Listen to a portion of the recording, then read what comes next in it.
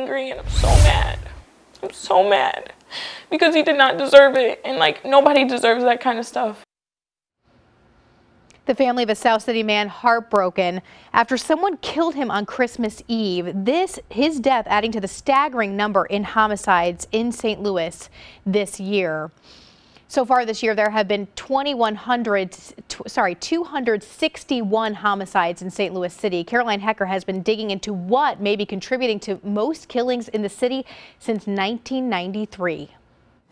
An early morning shooting on Christmas Eve took the life of 21-year-old Chris Rea. He is one of 261 people killed in the city of St. Louis so far this year.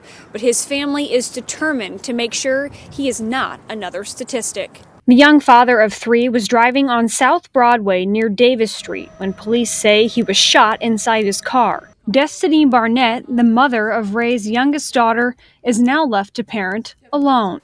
But I never in a million years would have thought that I'd be telling my baby, like, your daddy went to heaven early. Barnett says Chris was a loving, loyal man who had dreams of opening a tattoo parlor or antique shop. Those dreams dashed in a matter of seconds. Like, I'm so angry and I'm so mad.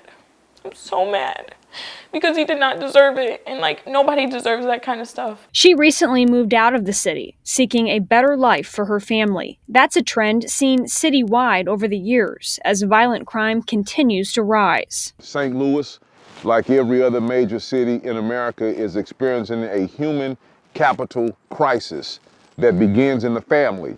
Then it goes out into the neighborhood. So we've got to begin to address that by delivering resources. Clark says getting in front of the problem means early intervention, reaching families and neighborhoods prone to violence. That's something he says the police cannot do alone. We've got to take the burden of solving this crime and violence crisis off of the police. Meanwhile, families like that of Chris Rea are left picking up the pieces. And to think that I still have to like go to a funeral and see what was supposed to be the rest of my life in a casket. It's not fair. Barnett says a piece of her died that morning with Chris Rea, and she won't sit back. She wants justice. James Clark says the difference between the surge in violence in the early 90s and now is simple. He says back then it was a combination of gang activity and the introduction of crack cocaine. Now, he says it's just a violent mentality. In downtown St. Louis, Caroline Hecker, News 4.